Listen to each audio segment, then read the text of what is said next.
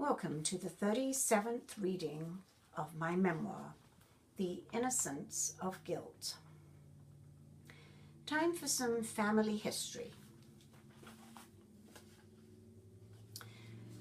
Marrying your father was a huge mistake. I met him on the rebound and I've regretted it ever since, Mum admitted. Her reflective mood instantly summoned up the past and brought it passionately to life. She rebounded from David Greenleaf, a dashing young Royal Navy officer. He regularly picked her up on his motorcycle from her place of work at Ipswich General Hospital. They were in love, engaged to be married, but a war raged, and he had an important mission to carry out.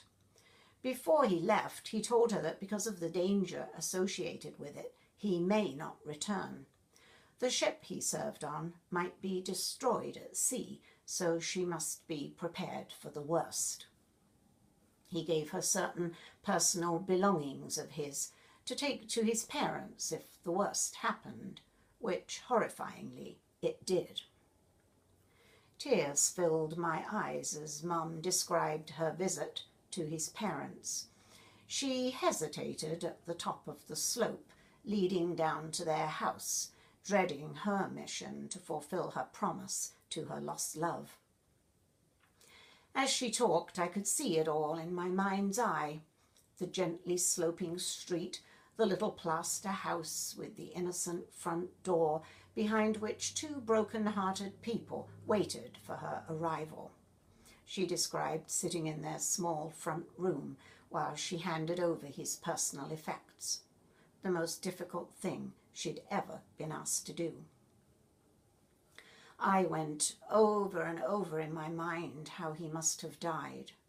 The ship way off in some distant ocean, then the explosion, tearing apart not only it and all those aboard, but my mother's dreams as well. I fantasized that this young naval officer was my father, instead of the difficult, remote, angry, volatile father I lived with.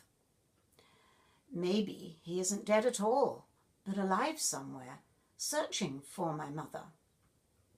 Or if he is dead, by sheer willpower, I'll bring him back from his watery grave. Any day now there'll be a knock at the door, and he'll be standing on the doorstep. Mum will fling herself into his arms, and they'll be reunited. She'll instantly leave my false dad, of course, and I will go with them to live my new life. The dad I currently live with won't care. He doesn't want me anyway. I'm too much of a handful. Those fantasies soon lost their appeal as the true facts reared up to meet me. I delved into them for all they were worth and pestered Mum to tell me all she knew. I already knew my parents had each lost a sibling. If they had lived, they would have been my aunt and uncle, and then I would have had cousins, as most of the girls at school did. They were forever visiting this cousin or that cousin, and that's why they didn't need me. Now I became obsessed with these lost family members. My mother's sister, little Vera Blanche, died on August 26, 1909, aged 11 months. Mum showed me the little gold locket with a piece of Vera's blonde hair trapped in it behind glass, similar to the locket my grandfather cherished of his late wife. The hair fascinated me as it seemed to bring the presence of her sister into the room. But Mum was uncomfortable with the idea of a lock of hair from a dead person. She said it was morbid and didn't like to look at it. Her sister lived her short little life 3 years before my mother came into the world, so she obviously hadn't meant anything to her. But I longed to take the hair out from the locket and touch it, maybe sniff it too. I knew little of my father's background, as he wasn't in the habit of telling stories of his childhood, except for the scary story of the ghost he related so vividly while we walked home in the dark from the Comet cinema on the Brandon Road in Mildenhall. Mum said she didn't know a whole lot either, except that he had grown up on various farms in the Ipswich area in the county of Suffolk. Little Walter, his brother, only lived for 3 months, leaving this earth on January 7th, 1904, 14 months before my father's birth. She showed me the photograph of Walter. She hadn't let me see it before because it showed him in his coffin, and she'd feared it would upset me. He looked so perfect lying there, as if he'd simply fallen asleep, his tiny hands formed into fists. Din told my mother he died of eczema. Mum said it may have been an infection, as she'd never heard of anybody dying of a skin condition. Being a nurse, she ought to know. 2 smudged traces showed on his cheeks and around his little mouth, but she seriously doubted the eczema story. As Din offered no more information on the subject, the tragic passing of Walter stayed buried in the layers of memories over the years. Even I, with all my questioning, couldn't unravel any of those when it came to that poor little baby. According to Din, the farthest back our family tree could be traced was to my great-grandfather, John Lord Barrell, the skeleton in the family cupboard, so to speak. I'd never liked my surname because some of the girls at school loved forming a ring around me and singing the old song, Roll Out the Barrel, in the same mocking tone other girls earlier used for Rudolph the Red-Nosed Reindeer. I could never stop the tears welling up in my eyes when they taunted me. From the wish that my last name was Greenleaf, the name of my mother's true love, to the wish that my name hadn't come from a beer container wasn't such a long leap to discover that my last name ought to have been an entirely different one. Din claimed the person responsible for this error was my great-great-grandfather on my father's side, who didn't marry the mother of his child and give him his name for the simple reason he already had a wife. So the story went that my great-grandfather was the illegitimate son of the lord of the manor. The woman he impregnated gave her son her maiden name of Barrell, and the Christian names John Lord after his father's title in the community. When John Lord Barrell reached the age of lacing up his own boots, a common expression for early adolescence, he was advised to make his way to the manor and present himself to his father to claim his inheritance. Young John stood to have something beneficial bestowed on him, be it money, property, or a job. It wasn't known if he had had any prior contact with his father, but he didn't declare himself, and thus forever sealed the fate of the Barrells, at least in the financial sense, and possibly in a few other ways. So, a bit of a mystery, and with it, the festering grievance that our family had been cheated of its birthright.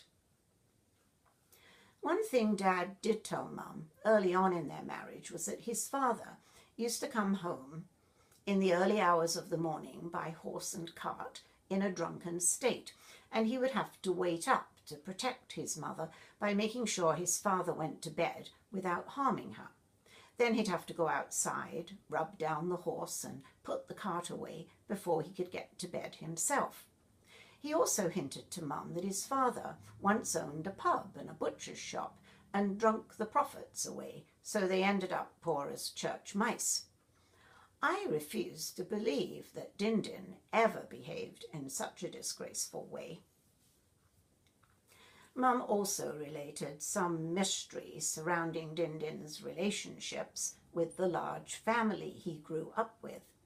9 siblings, and somewhere along the line he had fallen out with all of them, but would never say why.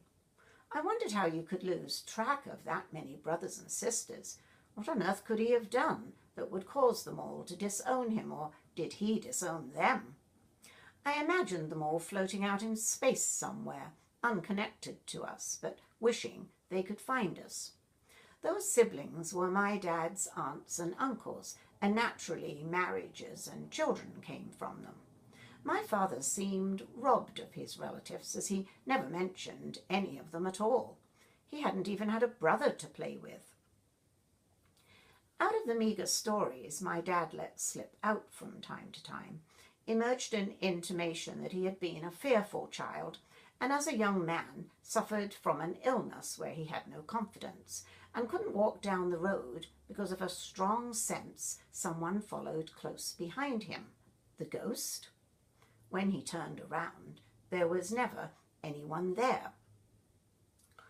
36 years old when his mother died on March 27th, 1941, age 63, he took it hard as they had been close, so Mum said. His father saw the attachment as a weakness and had no sympathy for his grief. Once again I faced harshness attributed to Dindin, a trait not visible in his dealings with me. He would have moved heaven and earth to save me from harm, if called to. In September, my father met my mother, and they started the 5-month courtship that led to their marriage on January 10th, 1942. My mother loved ballroom dancing, and my father did not, so that might have been the first indication they weren't a good match. But Mum told me that during the war, people behaved differently. They took chances because they didn't know if they would be around the next week or even the next day. They often lived for the moment because the moment might be all they were given, and they jumped at opportunities, especially for love. She hinted that Dad had also been engaged before, but if so, it seemed to me the only thing they would have had in common. Thank you for listening. Please feel free to subscribe, like, or comment on this reading, and hopefully you will tune in to the next one. Bye for now.